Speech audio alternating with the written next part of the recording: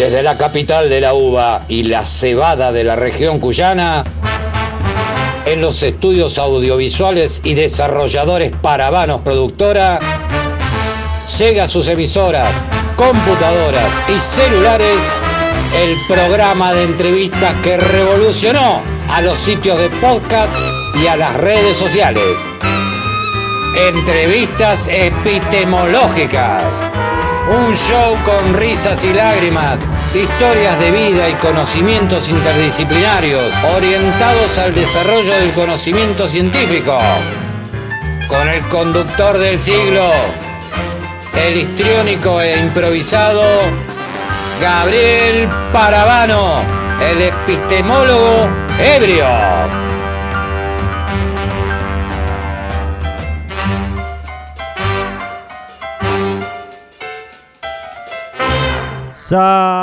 ¡Salud, gente! ¡Qué maravillas epistémicas y qué maravillas científicas nos están esperando esta noche! Con un invitado de lujo, con los gatos durmiendo sobre los papeles de preguntas y esta noche bebiendo cerveza Action producida en Rawson. Si sos de la Patagonia Argentina, esta cerveza es la que debes tomar para que puedas hacer ciencia y filosofía. Está como para ganarse un financiamiento internacional de 5 años. ¡Mua! Pero primero, un aplauso a nuestro maestro de banda, el Rulo Dux Maxwell y su banda Adecuado a los Medios. Vamos, Dux, muestra lo que sabes.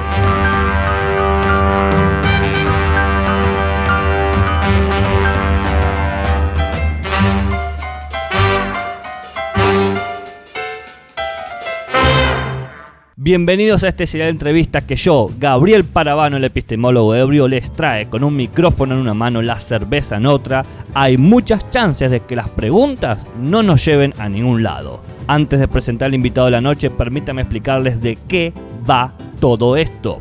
Hemos creado con un equipo colaborativo ilustrísimo, Philip Kitchen y Mario Bunge, un grupo de 20 preguntas epistemológicas o filosóficas, si así lo quieren, divididas en 2 secciones. Por un lado, el trabajo cotidiano del entrevistado y, por otro lado, sus ideas generales sobre su disciplina o su ciencia. Las preguntas son simplemente motivadoras para charlar o escuchar lo que hacen aquellos que se dedican a la ciencia.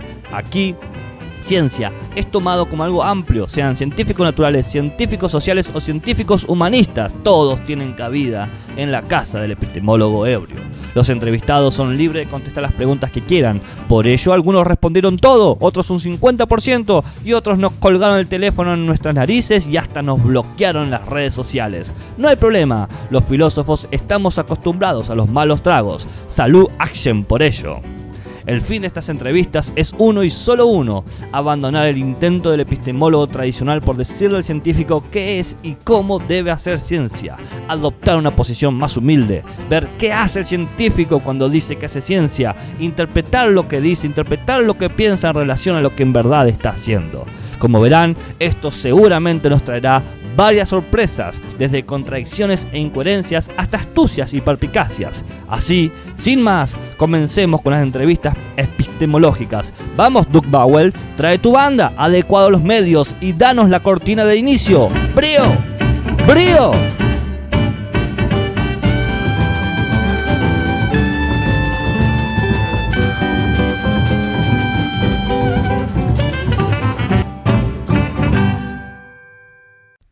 El invitado de esta noche es Eduardo Pucheta y antes de escucharlo, permítanme darles un primer paneo general de sus pensamientos. En base a lo que hemos conversado con Eduardo, podemos concluir varias cosas. Primero, que la ecología tiene una gran importancia en el desarrollo científico del siglo XXI. Creo que eso no está de más en decirlo. Y en segundo lugar, la importancia del pensamiento creativo en el desarrollo de las ciencias, principalmente en el estudio o en el trabajo de campo. Eduardo hace mucho hincapié en el tema de cuál tiene que ser la manera en cómo nos acercamos al objeto de estudio cuando nos ocupamos de problemáticas ecologistas.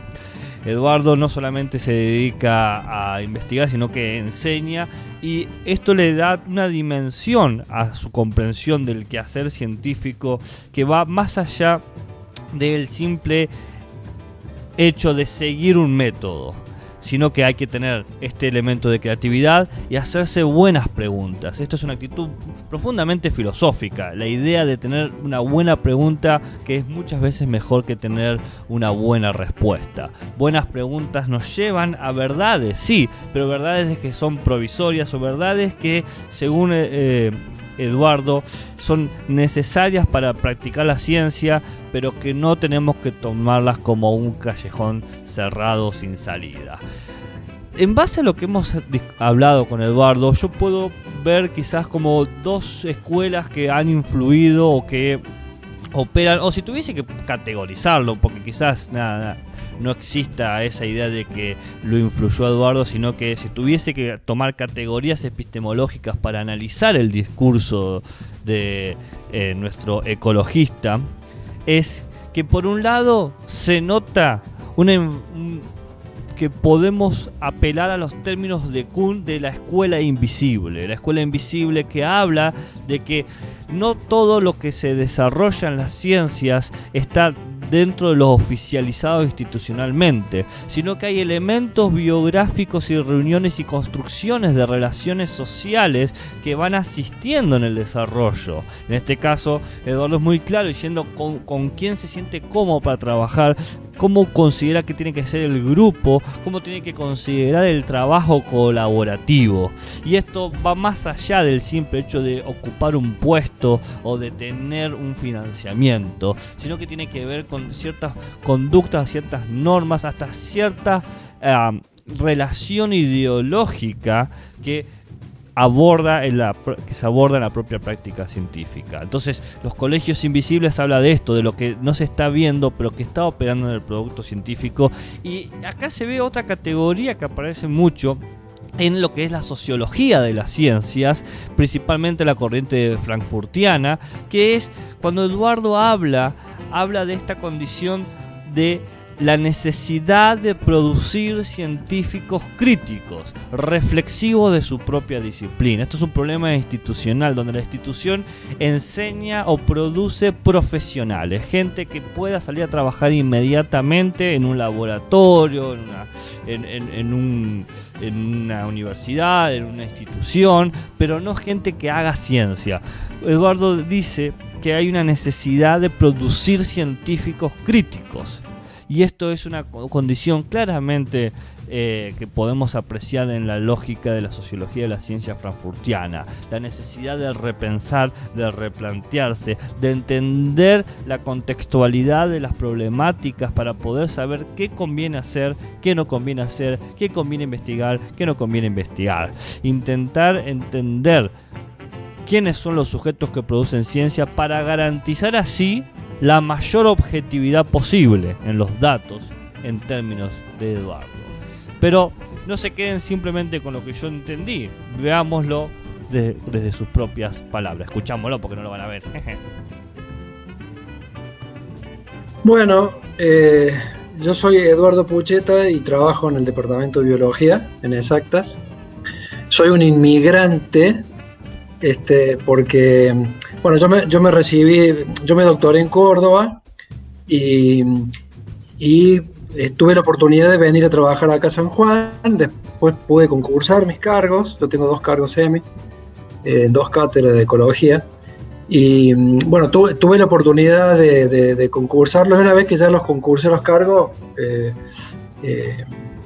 digamos, bueno, ya hacía años que estaba acá trabajando como interino, ¿no? Sí. Pero ya me establecí mucho más. De todos modos, yo cuando llegué acá ya tengo un hijo sanjuanino, o sea, tengo otro que no es sanjuanino, pero parece, y bueno. Las raíces acá. Claro. Así que yo adopté San Juan como mi lugar casi, te diría, de origen, claro. ¿No? ¿Pero vos sos de Córdoba? Soy cordobés, sí. Así que bueno, me vine con muchas ganas de trabajar. Armé un grupito de investigación Las horas de cátedra que yo tenía me permitían eso. Yo, desde que llegué acá he tenido 40 horas, entonces he podido dirigir varios proyectos y recursos humanos, ¿no? O sea, yo no solo tengo cursos de alumnos de grado, sino que tengo alumnos de posgrado. Y bueno, y publicamos también en revistas y qué sé yo, o sea que bueno, soy un investigador activo, digamos, ¿sí? Sí. ¿Estás ahora en algún proyecto de investigación? O sea, como Mira, esta pandemia sé que ha dejado cosas colgadas, sí, pero como... Sí, casualmente se me terminaron 2 proyectos, un PICT y un proyecto de la CECITI, una idea, se me han terminado justo ahora en la pandemia. Claro. Y no he renovado nada todavía, sí. no tengo nuevos proyectos, así que estoy viendo qué voy a hacer con eso, pero bueno, los proyectos nuestros siguen en marcha, digamos. Claro. Los subsidiamos nosotros, en cierta manera lo que se suele hacer es eso, nunca vamos a discontinuar proyectos, ¿no? Eso, porque por ejemplo, en docencia uno lo que tiene en general son los alumnos de grado, los estudiantes que se acercan para hacer un trabajo final de licenciatura y, te decía, los becarios de posgrado, que pueden ser de CONICET. Bueno, toda esa rueda sigue rodando, claro. sigue marchando. Entonces uno no puede decir, che, mirá, me quedé sin subsidio. No, sí. Después nos vemos. Claro. Entonces, bueno, me toca la responsabilidad de seguir adelante con los proyectos, pase lo que pase, digamos. Eso es un compromiso moral, digamos, ¿sí? Sí, buenísimo. Bueno, te voy a hacer la primera pregunta. ¿Cómo definirías la disciplina en la que vos te formaste, ¿no? Que es biología? Si vos tuviese que definirla, así. Yo haría 2 definiciones, ¿no? Yo me formé en una carrera de ciencias biológicas muy amplia, que me permitió, a medida que yo iba avanzando en la carrera, ir oteando, ir mirando un poco de qué se trataba cada disciplina o subdisciplina dentro de la carrera, pero yo cuando ya estaba en cuarto, quinto año, ya sabía muy bien que lo mío era la ecología.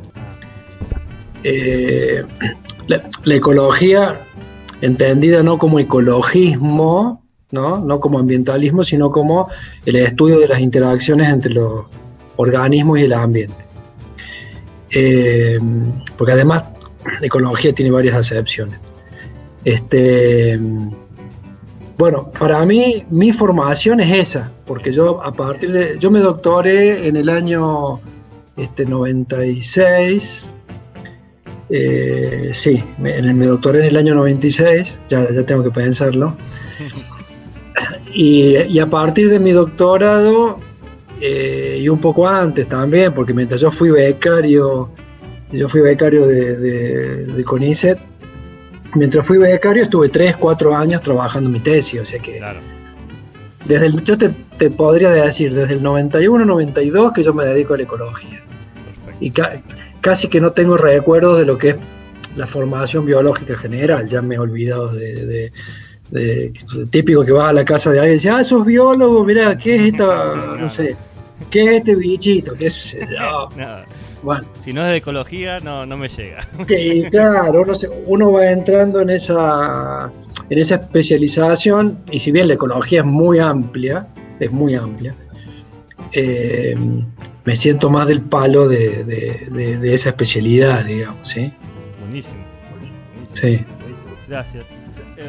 La otra pregunta que tengo es, bueno, si te acordás de algún hábito de trabajo que obtuviste mientras te formabas, o sea, que sigas teniendo hoy en día, pero en tu formación lo hayas adquirido. Sí, tengo varios hábitos, ¿no? Pero lo que más mantengo, y que son hábitos inculcados por el grupo que me dirigió, porque a mí no me dirigió solamente una persona que ofició de director, sino que me dirigió un grupo. Entre esos hábitos, te decía, está el hecho de ser muy dedicado a la objetividad de la toma de datos, ¿no? Entonces hay en mí una búsqueda permanente en intentar la mayor objetividad en la búsqueda del dato. O sea, y eso de alguna manera es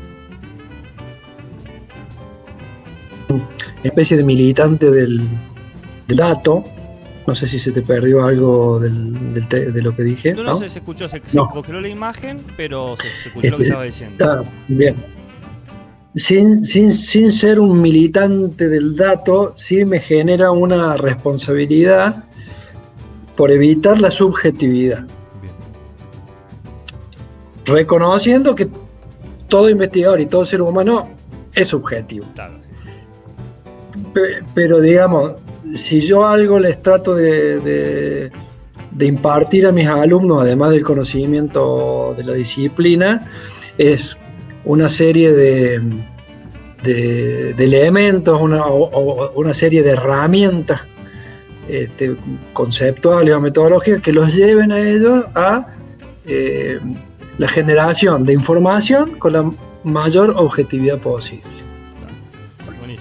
Buenísimo. Sí. La verdad que es súper interesante la idea de la objetividad del dato, porque eso da lugar a otras cosas, más allá de la objetividad, o sea, en otros ámbitos se puede dar lugar a otro tipo de subjetividades, pero en el dato, en la base, me parece a mí, no sé.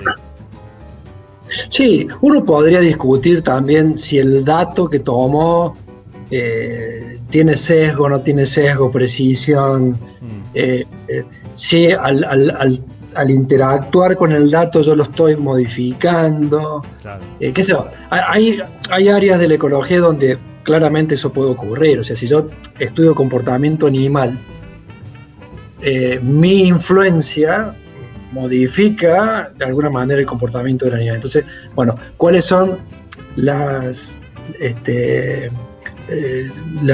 cuidados que debo yo tener para llegar a ese dato sin influir sobre el animal? Entonces, bueno, hoy existen, por ejemplo, dispositivos, una cámara trampa, dispositivos automáticos que de alguna manera sacan al investigador de la presencia directa y a través de la tecnología se genera una posibilidad de que ese dato sea objetivo. Entonces, hay como una especie de búsqueda en general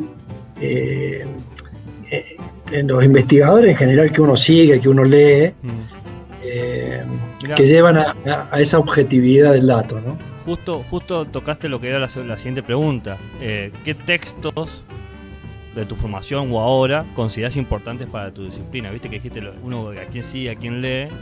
Sí. Era justo la pregunta que venía ahora. O sea, ¿qué textos consideras como relevantes? Si es que hay alguno, ¿no?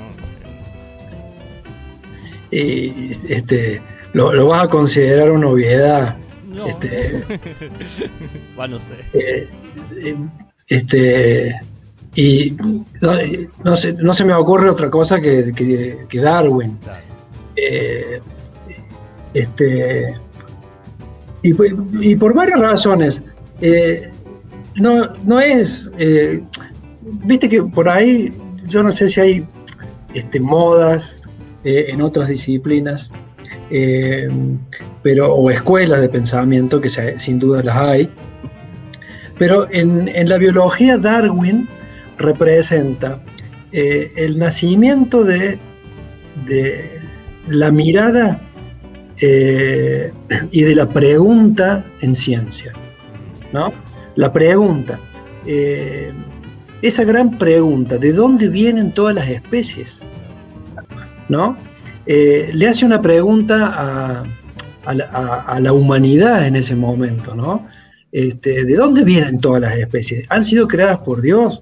Entonces, él lo que busca es una respuesta alternativa, y ahí es donde empieza a observar y a verificar a través de datos inconexos aparentemente o lo que fuera, y genera ciertos supuestos, ciertas hipótesis y hasta una teoría que explica la especiación. Pero cuando la especiación, no había conocimiento genético, ¿no? Él lo hacía a través de caracteres. Entonces, bueno, sin duda ha sido uno de los padres de la biología. Y después hay muchos otros, ¿no? Hay muchos otros. Yo en mi disciplina tengo varios ecólogos. Yo me dedico más a la ecología vegetal. Varios ecólogos que son famosos ecólogos vegetales, como Phil Grime. Phil Grime es un gran realizador de preguntas. Y a mí en general me seducen mucho los investigadores que hacen buenas preguntas, ¿no? El investigador que hace buenas preguntas y que más allá de lo inverosímiles que pueden parecer, busca respuestas a través de experimentación o de observación para encontrar una explicación, ¿no? Esos investigadores son los que a mí me seducen. Y bueno, y hay varios. Pero sobre todo la escuela inglesa, ¿no? Escuela inglesa, sí, como el que me mencionaste recién. Sí, Phil Grime es inglés. Hay muchos. Bueno, hay muchos. Perfecto, sí. Buenísimo. Pero quiero hacer hincapié en esto. El autor que a mí me influye más en mis lecturas es el que hace buenas preguntas y propone la disciplina, buenos experimentos, claro. Bien. Experimentos ingeniosos, digamos. ¿Sí? No que repite o que pone a prueba hipótesis de otros y van allá haciendo toda una bola con cosas que... La verdad que es difícil hacer una buena pregunta. Es fácil preguntarse lo que todos nos preguntamos, pero hacer una pregunta ingeniosa que ponga hasta en jaque los supuestos o que empuje a la experimentación, es difícil construirlo, ¿no? Bueno, yo sé que por ahora no puedo. No digo en el futuro, pero sé que hoy no podría. Bueno, un poco hablaste de eso, pero ¿qué aspectos históricos conoces de la disciplina ecológica vegetal? Me dijiste ecológica. Sí. ¿Qué aspectos vegetal. históricos conoces de la formación de esa disciplina? Porque en un momento no existía. Sí.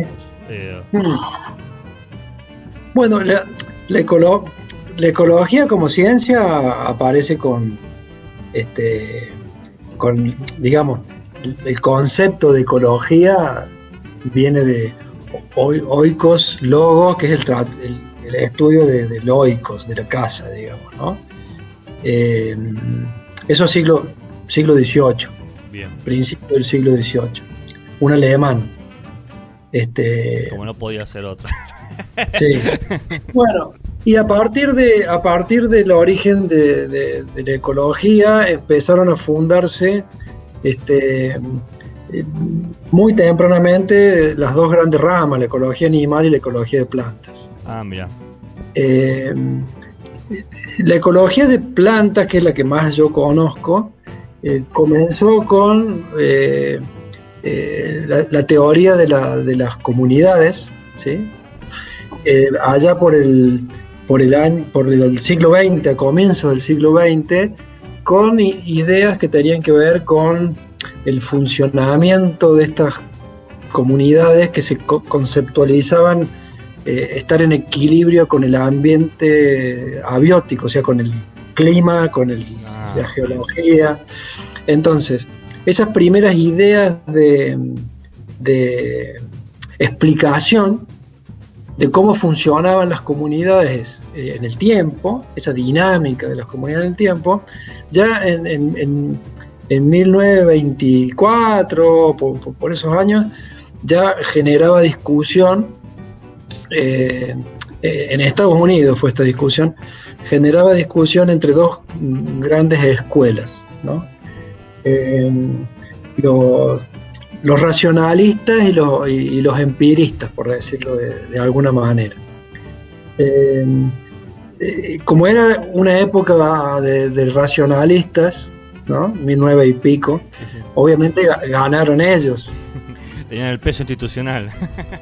Claro, pero así que la ciencia ecológica de la vegetación, digamos, partió de una idea muy racionalista de un modelo en equilibrio con el clima y con la geología, que llevó años, hasta,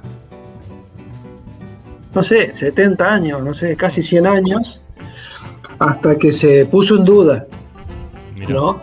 Y todos los campos de aplicación de parques nacionales, de manejo de bosques, manejo de pastizales, todas las instituciones nacionales que hacían uso de la teoría para poder aplicarla al funcionamiento o al manejo, se guiaban por esta teoría de la sucesión. No había nada librado al azar en esa teoría, era todo enganchado, todo como ordenadito, encuadrado. Claro, como engranajes de un gran sistema, ¿no? Todo conectado. Como eso tiene un nombre, cibernético, ¿sí? Sí. Un sistema cibernético. En el 2000 más o menos, en el 90, ¿cuándo se pone en duda eso? Y eso, no, un poco antes, en los 60, en los 70. Bien. Se empieza a poner en duda este modelo y reaparece un modelo aleatorizado, un modelo individualista se le llamaba, que había sido discutido en la misma época que la de Clemens, que es un modelo de Gleason, que planteaba lo opuesto, ¿no? Que el azar, el azar, las condiciones del micrositio, o sea, los sitios donde se establecen las plantas y de donde llegan las semillas por dispersión, y toda una serie de cuestiones que tenían que ver más con el azar, generaban las condiciones iniciales para que luego una comunidad se expresara. Y esa comunidad después cambiaba en el tiempo según disturbios, perturbaciones, según distintas cuestiones. Y bueno, y con el tiempo se alcanzó a generar un modelo que se llamó el modelo nulo, en los años, eso sí, ya fue en los años 90, que lo que mostraba era que todos los sistemas, digamos, de estos complejos de especies que viven en las comunidades, en el fondo tienen un componente muy alto que es aleatorio, ¿sí? Lo bueno del modelo nulo es que plantea un modelo matemático contra el cual se pueden contrastar los datos de comunidades reales. Entonces, uno toma datos en el tiempo de comunidades reales, lo contrasta contra un modelo nulo, y si es diferente estadísticamente de ese modelo nulo, es un modelo más del tipo sucesional. Y si es un modelo totalmente, o sea, que no se puede probar que sea distinto del nulo, es un modelo aleatorio. Entonces, bueno, empieza a haber herramientas estadísticas que permiten evaluar cómo se comportan las comunidades. Y bueno, y hoy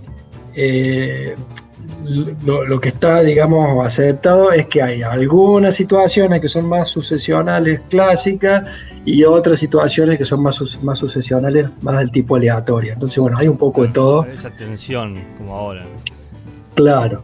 Y bueno, esa es un poco la historia más reciente de los últimos 100 años.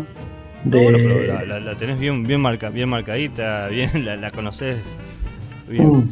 Bastante secuencial. A veces he hecho la misma pregunta y me han dicho, no sé, yo sé lo que tengo que hacer hoy y sé lo que se piensa hoy, no lo que se pensaba ayer. Está bien. Entonces, Bueno, eso En un momento me hiciste pensar, cuando dijiste justo que el resurgimiento o el encuentro de estas teorías del azar, de lo aleatorio, que más o menos en la época que mencionaste, el 70-80, estaba el libro de Jacques Monod, Azar y Necesidad, que hablaba del descubrimiento de ARN mensajero y cómo funcionaba biológicamente la producción de variables.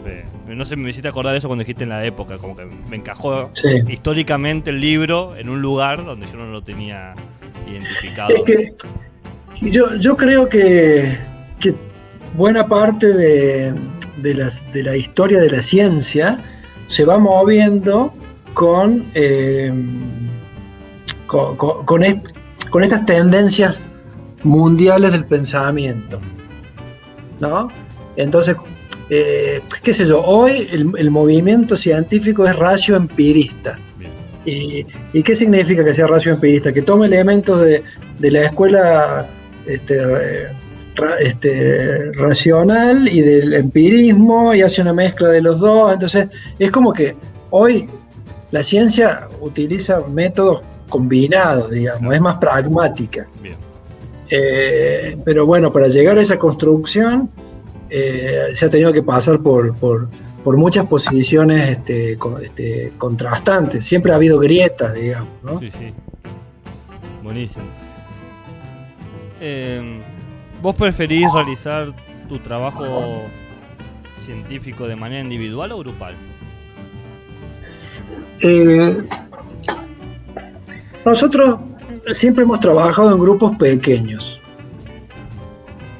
Y bueno, y eso tiene pros y contras, ¿no?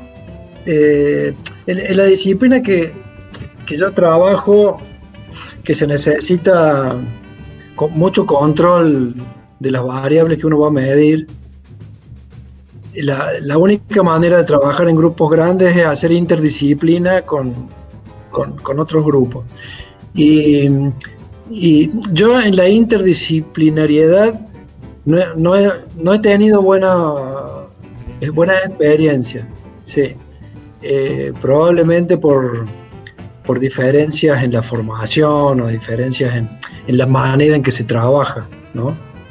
Entonces, como el sistema te lleva a publicar, a estar activo como investigador, bueno, muchas veces estos grupos grandes de mucha gente, qué sé yo, te hacen demorar en los resultados obtenidos y bueno, y lamentablemente el modelo que hay en Argentina de ciencia es un modelo que todavía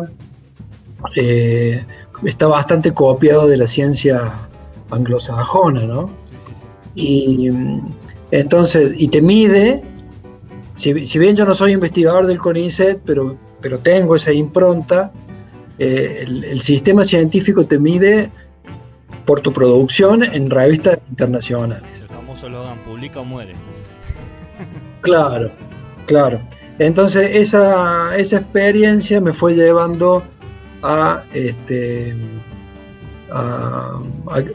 mantener grupos chicos de investigación y donde yo siento que las variables las puedo manejar yo, ¿no? Sí, y que, ¿cuánto sería el número para vos, chico? Bueno, ahora estoy pasando por un momento de muy bajo número, pero digamos, mi grupo de investigación, que hoy no es lo que a mí me hubiera gustado, llegó a tener 12 personas. Ah, bueno, 12. Sí. Es un número. Entre 9 y 12. Lo que pasa, ¿qué pasó ahí? Que en mi facultad nunca hubo acceso fácil a cargos docentes. Entonces, siempre fui yo el único docente. Entonces, los becarios que se iban doctorando volaban. Claro. Entonces, yo he tenido doctorando que se doctoraron y se fueron. Y claro, así, entonces uno termina generando un espacio de trabajo de buena formación, pero que exporta, claro, estos profesionales a otras universidades. Un tránsito. Sí, pero vos sabés que si bien es algo que no debería preocuparnos en la ciencia en general, en San Juan no nos podemos dar el lujo de perder recursos humanos formados por nuestra universidad. Sí. Entonces, qué sé yo, un doctorando mío está en Canadá. Claro. Otro que se doctoró conmigo está en el INTA Tandil. Otra que se doctoró, primero pasó al INSEMI, que es un instituto semillero, y después del INSEMI se quedó sin trabajo y ahora está con un emprendimiento de belleza, de masajes y de cosas así, siendo doctor en biología. Entonces, el doctorado que tengo ahora, que se está por recibir, yo no sé qué va a hacer. Claro. Entonces, el contexto social cada vez ayuda menos. Claro. Entonces yo un poco también he bajado un poco los brazos, porque todos los esfuerzos que uno hace no llegan a buen puerto, digamos, porque no se termina de armar un grupo de investigación. Claro, no se consolida. No se consolida. Lamentablemente no sucede. Sí, yo he tenido la experiencia similar. Y básicamente porque no hay cargos docentes, porque si vos al grupo le acercas cargos docentes o le das un simple o lo que fuera, ya se empiezan a sentir parte de la universidad. Claro, exactamente. Mira, vos cuando estés cansado, avísame, yo tengo las preguntas. Yo... ¿Cómo explicarías tu actividad científica cotidiana, o sea, tu trabajo cotidiano? Eso sería, tu trabajo cotidiano. Bueno, yo estoy dividido entre docencia e investigación. Entonces, en general lo que hago es le dedico la mitad del día a aspectos que tienen que ver con la docencia, clases, correcciones, consultas, ese tipo de cuestiones. Y dejo otra parte del día para leer, para estudiar, para escribir artículos, para interactuar con mis becarios. Entonces, bueno, yo ocupo más o menos el día en esas dos facetas y también hago actividad deportiva, digamos, ando en bicicleta, la siesta, qué sé yo, o sea, hago algunas otras cosas para no morir. Claro, para no ser comido por el trabajo. Claro. Y tengo hijos y bueno, estoy separado, entonces voy, veo los chicos, los traigo, los llevo, están en edad escolar, o sea, tengo mucha actividad también en relación a ellos, ¿no? La vida familiar. Sí, combinar todo eso. Claro. La vida con el trabajo. Sí. Ahora, son dos preguntas que de última están conectadas. O sea, ¿cuáles son los problemas que consideras más difíciles y cuáles más fáciles en tu trabajo? O sea, en tu trabajo cotidiano. ¿Cuáles consideras problemas que puedes resolver inmediatamente o con poco esfuerzo? ¿Y cuáles son los problemas que demandan un esfuerzo que a veces quizás ni siquiera se pueden solucionar? Si es que hay alguno, ¿no? O dificultades, no necesariamente problemas. Sí, bueno, yo te diría, los separaría en dos, ¿no? Las dificultades que tienen que ver con el trabajo, con la especialidad, no las tomo como dificultades. Bien. Son los contratiempos de la actividad, son las problemáticas, lo inesperado de lo que te puede ocurrir en el trabajo, en un muestreo, que pierdas datos, que tengas que empezar a tener... O sea, hay cuestiones que tienen que ver con el trabajo en sí, que yo no los veo realmente como problemas grandes, aunque pierda, no sé, un montón de datos. ¿Te ha pasado? Bueno, sí me ha pasado que he perdido datos de una campaña completa, por ejemplo, por perder contacto con un tesinista que se rayó y se fue con los datos y nunca te los trajo. Entonces, bueno, chao datos. Ese tipo de cosas sí, que eso sí que es un dolor de huevos, digamos, para hablar en criollo. No, sí, totalmente, porque todo esfuerzo perdido. Pero más allá de eso, digamos, todo lo que está relacionado con el trabajo, lo que a mí me genera más complicación es todo lo que tiene que ver con lo que uno siente como palos en la rueda administrativo, digamos, ¿no? Digamos, todo el tiempo que se tiene que perder en cuestiones administrativas, por un trámite, por cuestiones burocráticas, por falta de apoyo, por diferentes cuestiones que tienen que ver con la gestión de la unidad donde uno trabaja, que esa unidad puede ser el departamento, puede ser la facultad, puede ser, o sea, que yo me imagino que eso le debe pasar a muchos. Sí. Que yo vengo de otra universidad donde no se gasta tiempo en cabildeo. Claro. ¿No? Sí, de Córdoba. Sí. Sí, yo también estudié ahí. Compartimos el alma mater. Qué bien. Bueno, en Córdoba, o yo por lo menos será que me viene muy joven, o no sé, porque por ahí mis jefes se hacían cabildeo, pero yo no me enteraba. Pero por ejemplo, yo acá lo que noto a mi altura profesional, que ya soy un senior, digamos, es que hay que dedicarle mucho tiempo al pasilleo, ¿no? Y bueno, y a mí eso no me parece. A mí me parece que las cosas se tienen que hacer de una manera. Uno presenta la nota y allá va la nota por mesa de entrada y se terminó. Nota. Debería seguir los claro. Estoy de acuerdo, sí, en esa experiencia, más comparando las dos universidades. Yo he hecho trámites en Córdoba también y han ido a una velocidad que jamás creí experimentar en otro lado, porque acá en San Juan han iniciado trámites y el ritmo es muy distinto. Es que si vos acá no tenés un contacto y te lo dicen, ¿y qué contacto? No tengo contacto, yo soy de Córdoba y por más que yo esté acá desde hace 11 años, no he generado una red de contacto, claro. Porque nunca me interesó.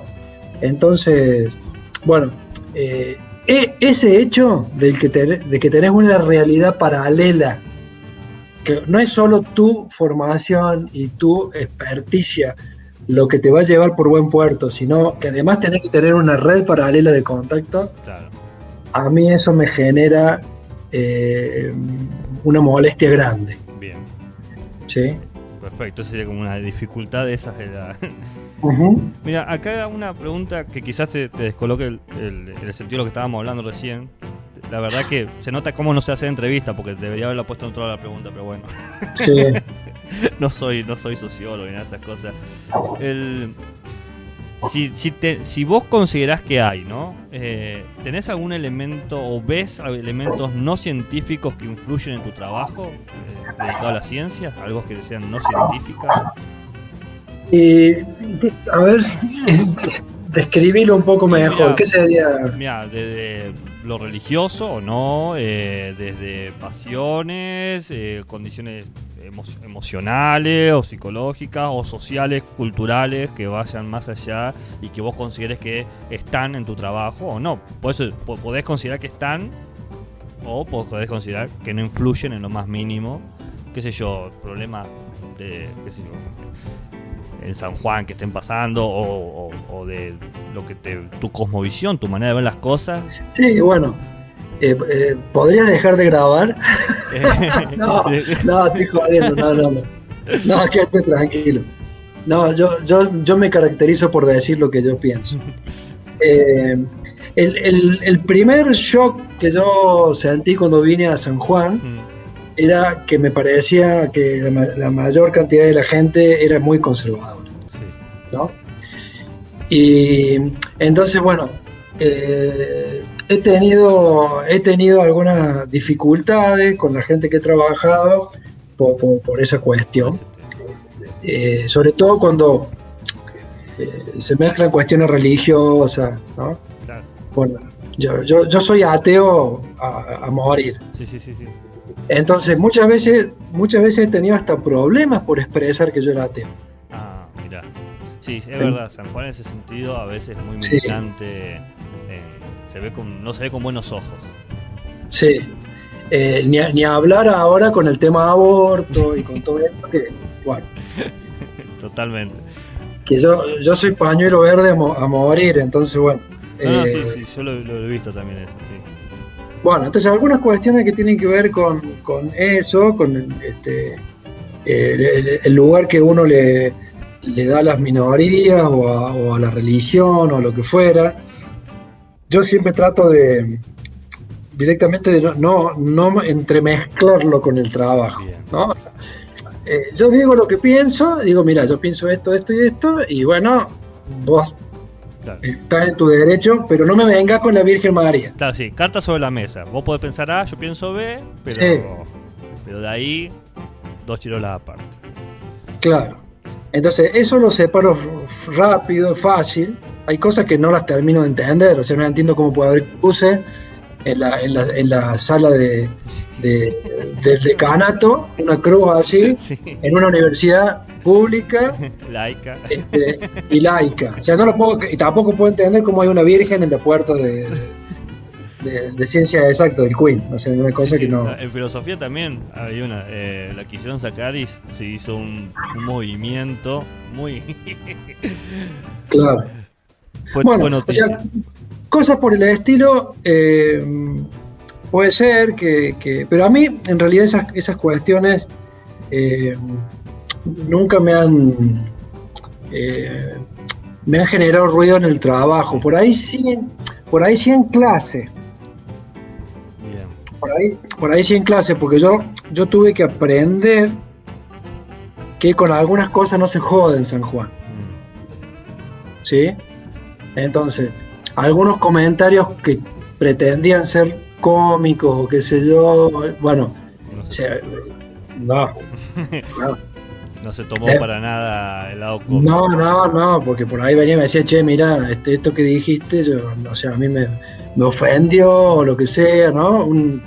Una cuestión de, no sé, sobre religión o sobre... Sí. Lo que uno creía que se podía de última hacer comentario abierto era... Claro, porque bueno, yo venía de Córdoba, de un lugar donde aunque hubiera gente creyente, uno podía joder con cuestiones... Bueno, yo acá aprendí que hay temas que son tabúes, digamos, ¿no? Entonces, bueno, claro. Entonces, bueno, eso me llevó un tiempo aprenderlo y un tiempo... Unos ponchazos. Claro. Buenísimo. Pero bueno, qué sé yo, es parte del aprendizaje.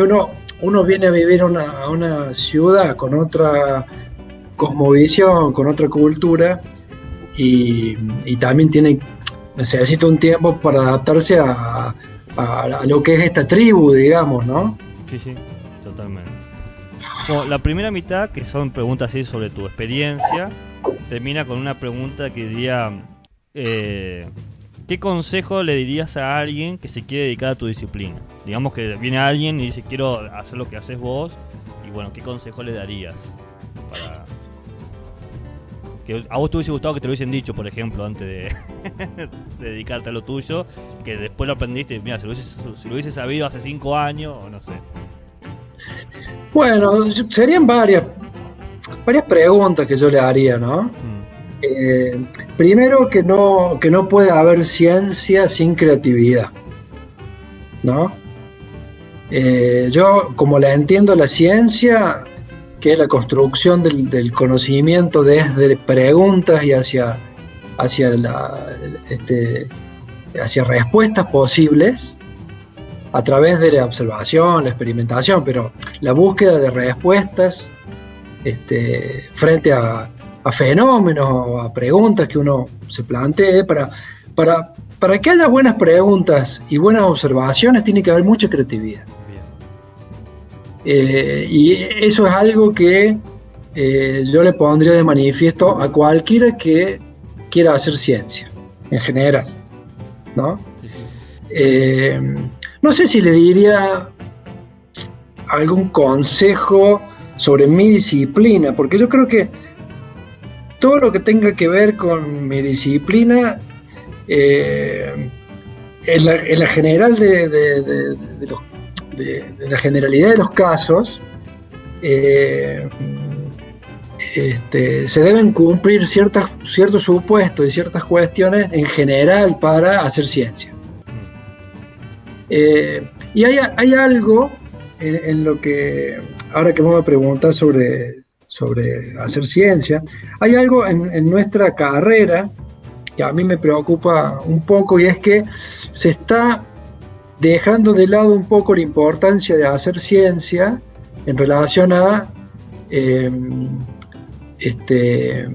trabajo profesional como biólogo, ¿no? Y es posible que sea el péndulo que se va hacia un lado antes de llegar a un equilibrio, ¿no? Entonces,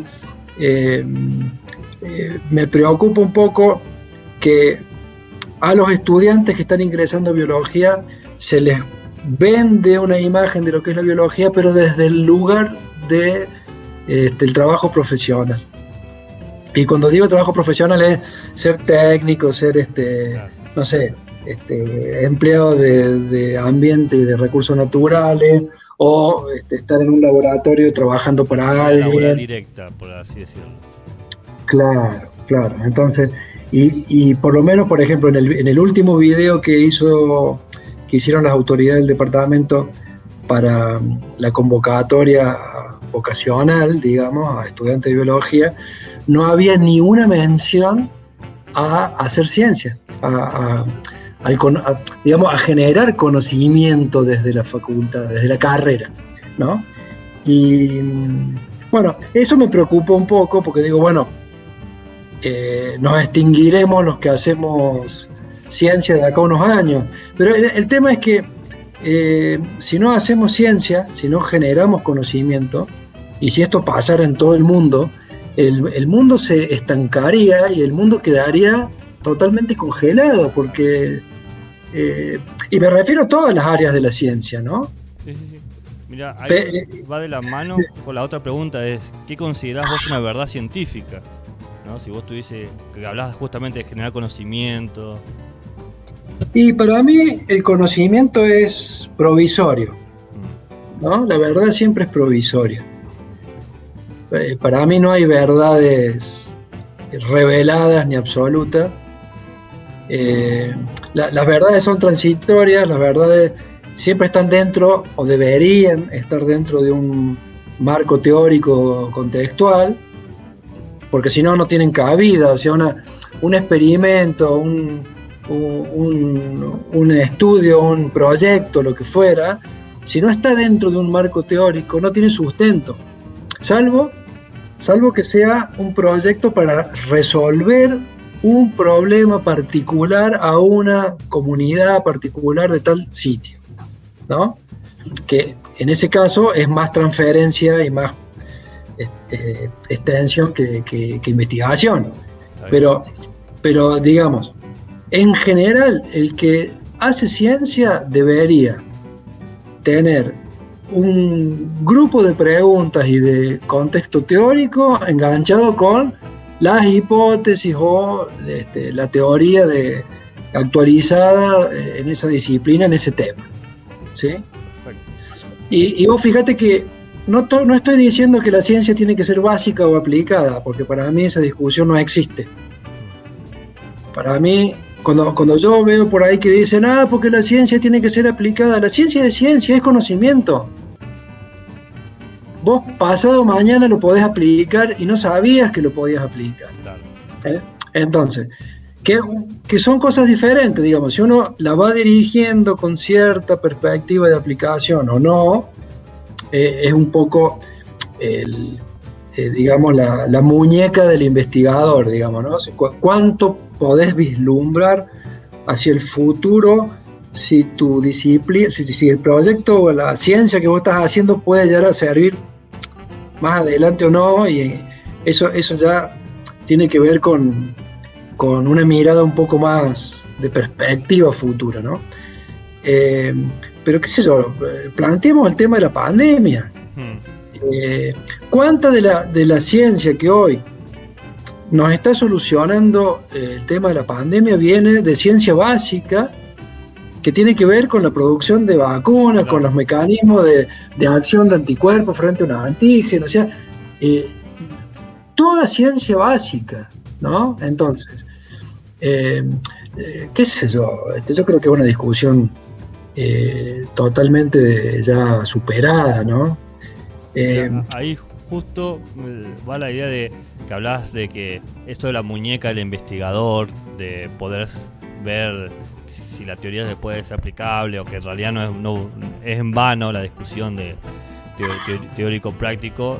¿Cómo entonces podríamos darnos cuenta que la ciencia progresa? O sea, ¿qué sería el progreso científico? Así, de tu perspectiva, ¿no?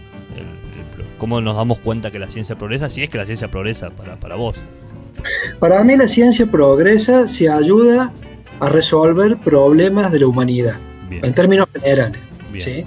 Ahora, para que el conocimiento ayude a solucionar problemas de la humanidad, yo no puedo tener el diario del lunes. Yo necesito generar conocimiento.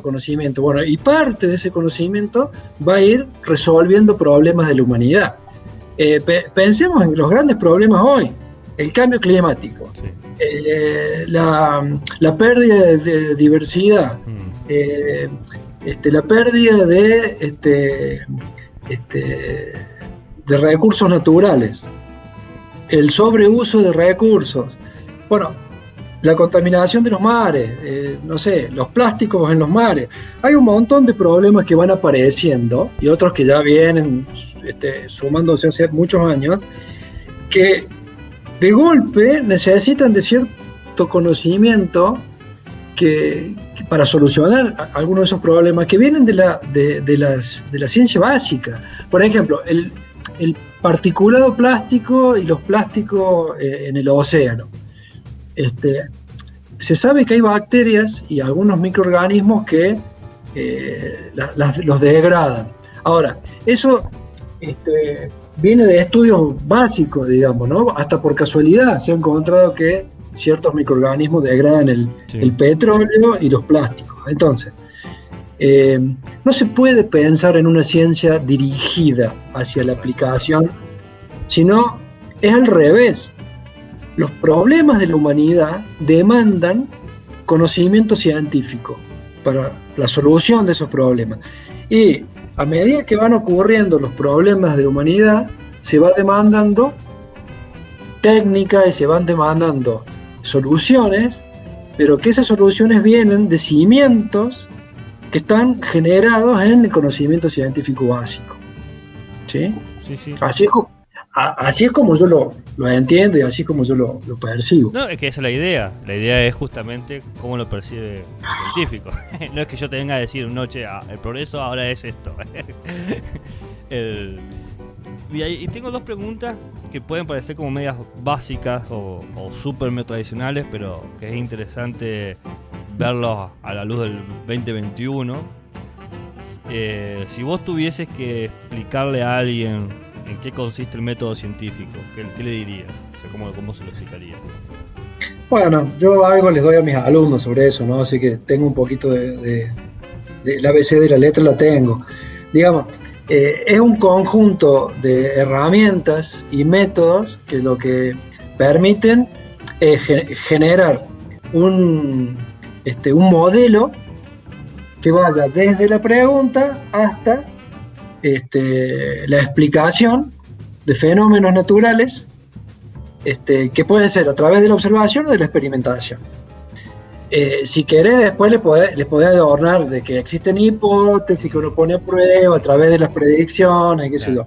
Pero, digamos, lo que yo le trato de dejar a mis alumnos es este cuento, pero además yo en lo que profundizo con mis alumnos es que las hipótesis no se pueden poner a prueba directamente, sino a través de predicciones. Y las predicciones se transforman básicamente en los objetivos específicos de un proyecto. Pero eso ya para público un poco más especializado, digamos. No, pero realmente tenías la letra porque casi de manual. Me encantó porque bien directa. Y la otra pregunta que sería básica, la otra segunda pregunta básica es, bueno, si vos tuvieses que decir, determinar las características principales del lenguaje de la ciencia o el lenguaje científico, ¿cuáles serían para vos? No, bueno, yo creo... cuenta acá es como re epistemológico las preguntas. Sí, yo creo que si bien hay terminología que es científica, que hay un lenguaje, yo lo que creo es que uno sin querer se va metiendo en ese lenguaje para poder entenderse con pares, ¿no?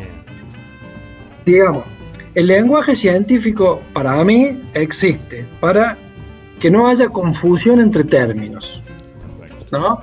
Entonces cuando uno dice, no sé, te voy a tirar cualquier cosa, rasgo funcional, bueno, es muy técnico, pero bueno, hay una definición detrás de rasgo funcional, para no confundirlo con otra cosa que puede ser otra. Entonces, necesitamos de los tecnicismos, ni hablar si te vas a un trabajo de anatomía, del leño, ahí vas a leer y vas a decir, esto lo escribió un extraterrestre. Y para eso existen los diccionarios de términos científicos. O sea, yo tengo, por ejemplo, un diccionario botánico de von Kerr, y cuando estoy escribiendo trabajos de botánico, lo que fuera, lo tengo el diccionario acá al lado para entender qué es lo que estoy leyendo de un paper. Bueno, entonces yo creo que sí es necesario el tecnicismo porque es un lenguaje que de alguna manera nos hace entender entre nosotros. Ahora, creo que para comunicarse con la gente que no es del palo, uno no puede hacerse el pelotudo y utilizar tecnicismo para darse corte. Va a ser altura. Claro. Entonces, yo creo que ahí está la diferencia. Es decir, bueno, visualizar el interlocutor. Entonces, si el interlocutor es un especialista igual que vos, bueno, hablarás con términos técnicos, pero si el interlocutor no es de tu especialidad, no le hinches los huevos con tecnicismo. Claro. No le des tarea. No le des tarea para la casa. Claro. Pero bueno, sí entiendo que, por ejemplo, uno en la vida cotidiana con su compañero no está hablando en idioma técnico. Sí, cuando publica. ¿Sí? Cuando uno publica tiene que ser preciso. Es más, cuando un revisor te corrige el manuscrito, te va a decir, usted acá, ¿qué quiso decir? Entonces, bueno, usar la palabra técnica. Claro.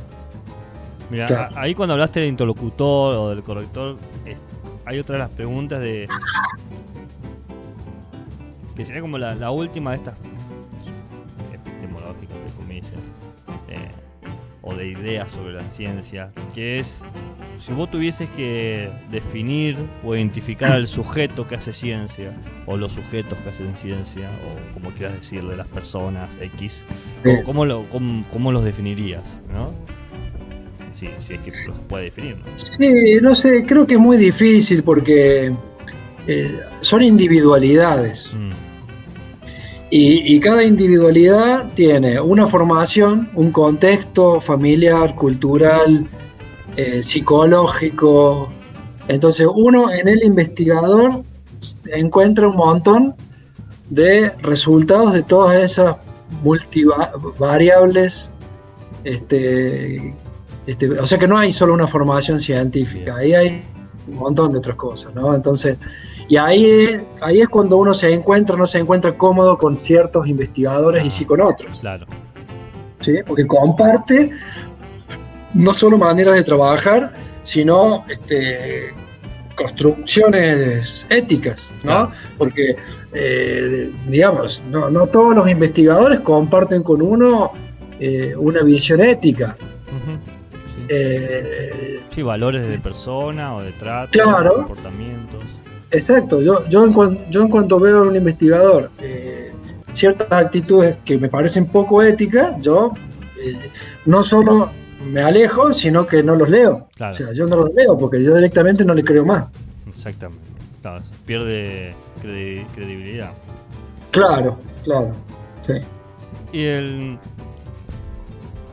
Me quedan, creo, 3 preguntas nomás, que ya son más de tu parecer con la ciencia en general.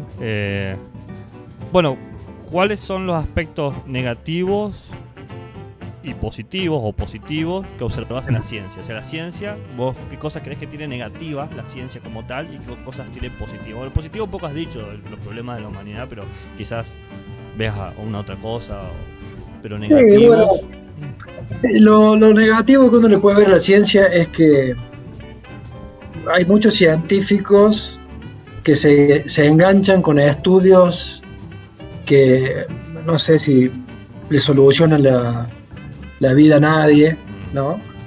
Y que pasa mucho con ciertas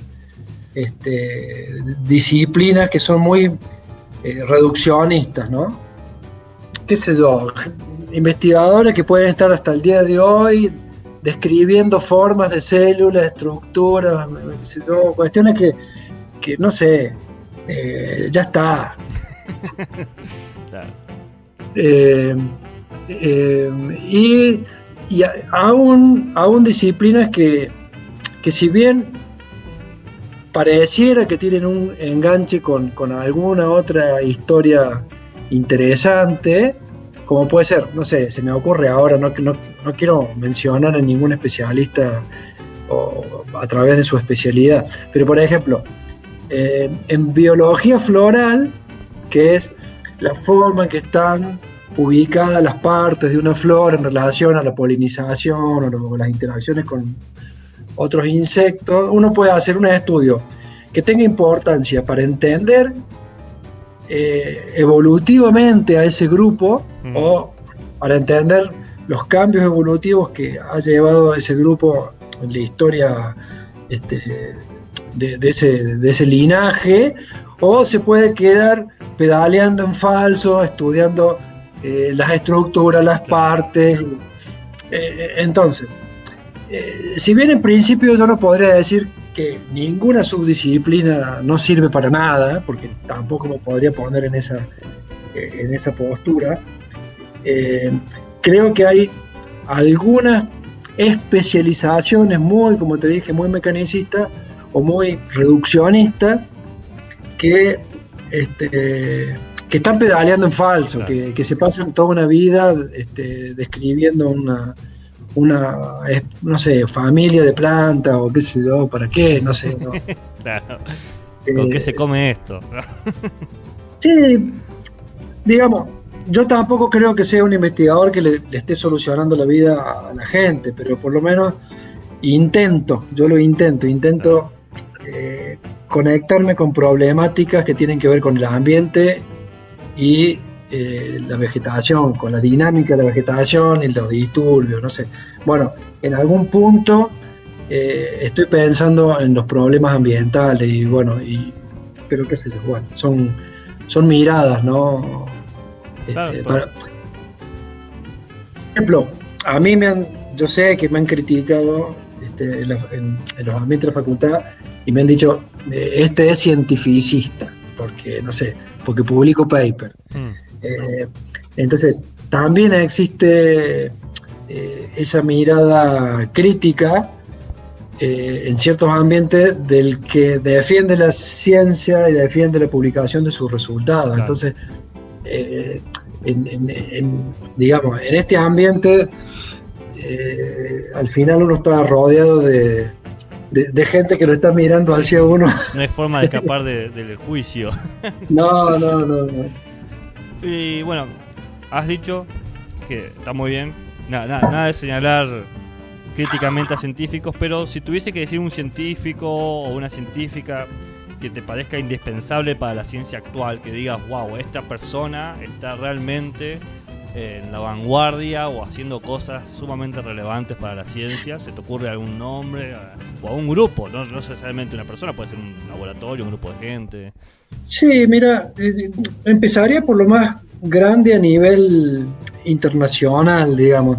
Hay una variedad de instituciones no gubernamentales o lo que se llaman los organismos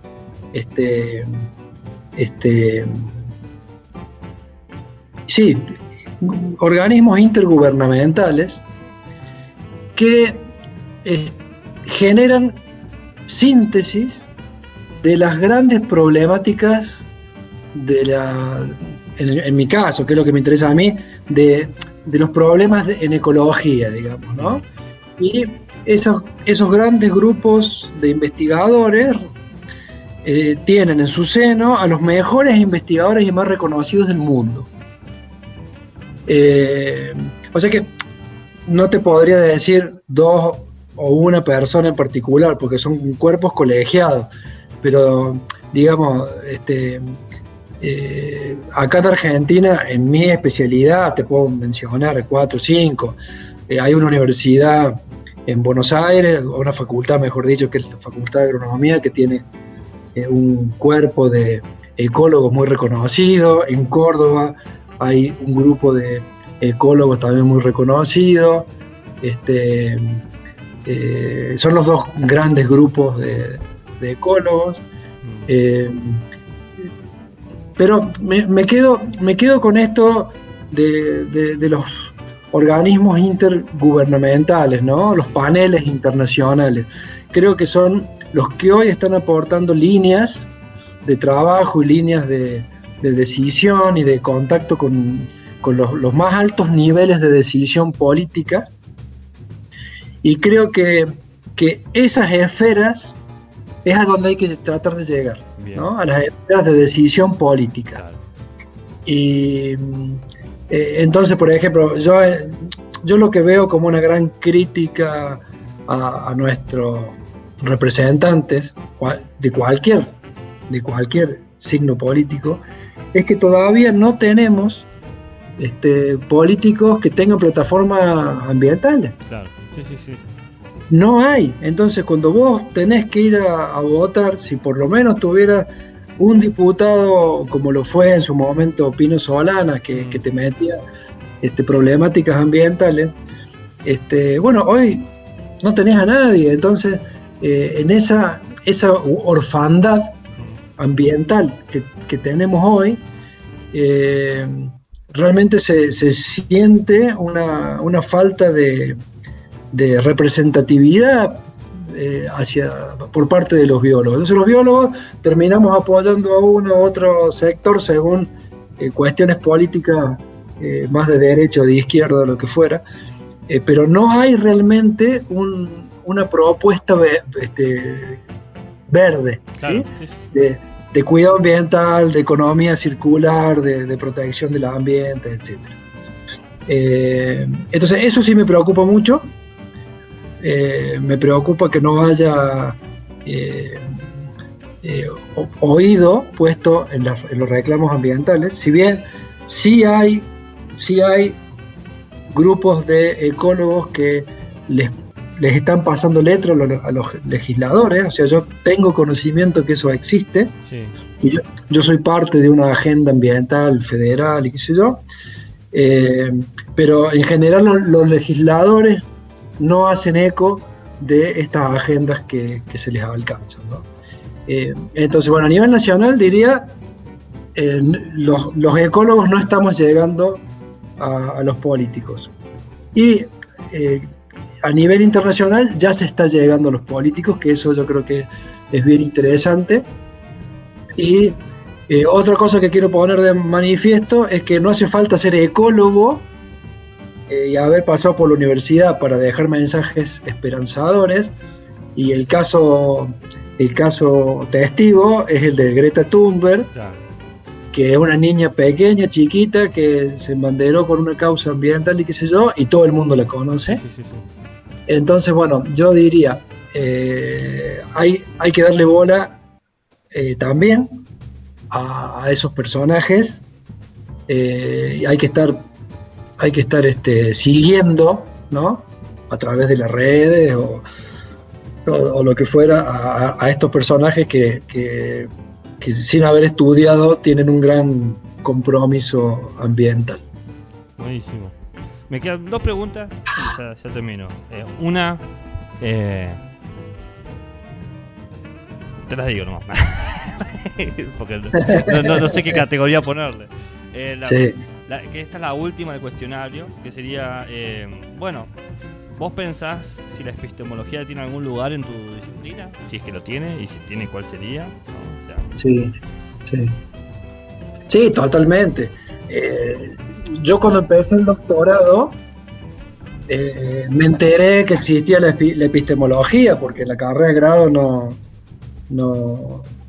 vimos nada, y nos asomamos a través de un curso de posgrado a la epistemología. Bueno, fue muy interesante porque leía Bunge, y a través de la lectura de Bunge, bueno, me acerqué muchísimo a la manera de hacer ciencia, ¿no? De cómo se hace ciencia, y creo que en el fondo una buena, en buena medida, esas lecturas y ese acercamiento a la epistemología me han dado un buen contexto de lo que hoy es para mí hacer ciencia, ¿no? Sí, yo creo que sí, no te lo dije antes, pero creo que me ha influido profundamente en cómo hago ciencia hoy. Mira. Sí. Bueno, gracias.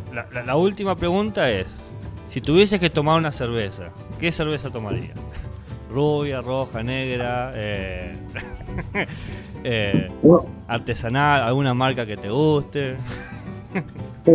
Mira, una IPA de acá a la China. Una IPA de acá a la China.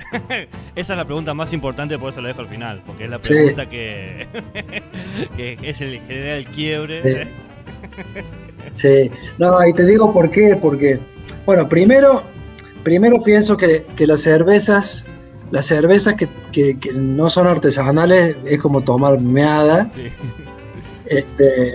Y después que como me gustan los sabores amargos y con presencia, elijo las cervezas que tienen mucha presencia de lúpulo, y bueno, y las IPA, las EPA, todas estas que son con más lúpulo, sí, me agradan, las siento perfumadas, sabrosas, bueno, así que por ahí anda la cosa. Bueno, buenísimo. Bueno, Eduardo, yo no tengo más preguntas, te lo agradezco profundamente que te hayas tomado todo este tiempo para algo que es, no sé, un hobby mío.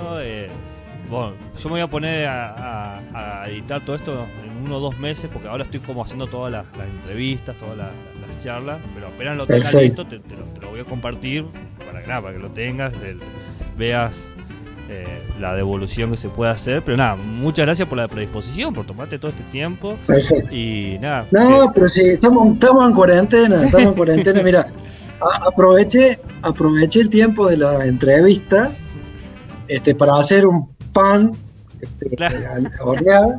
Es un pan horneado. Las 2 o 3 veces que me di vuelta acá fue para ver cómo estaba y para apagar el horno. Hay un olorcito pan acá casero que no te imaginas.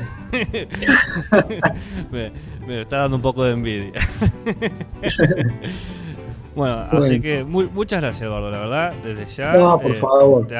Tomarte la molestia de bancarte tantas preguntas que seguramente para muchos es un embole que venga alguien del palo de la filosofía de la ciencia. No, a mí me encanta. Además me gusta mucho filosofar, me gusta, realmente, como te decía al principio, me gusta la filosofía, me gusta leer, o sea, no me pierdo un programa de Darío Zeta. Entonces, estoy siempre ahí discutiendo internamente cuestiones filosóficas. Bueno, quedamos así entonces. Okay. Dale, muchas gracias. Bien, un gustazo. La verdad, un gustazo. Adiós.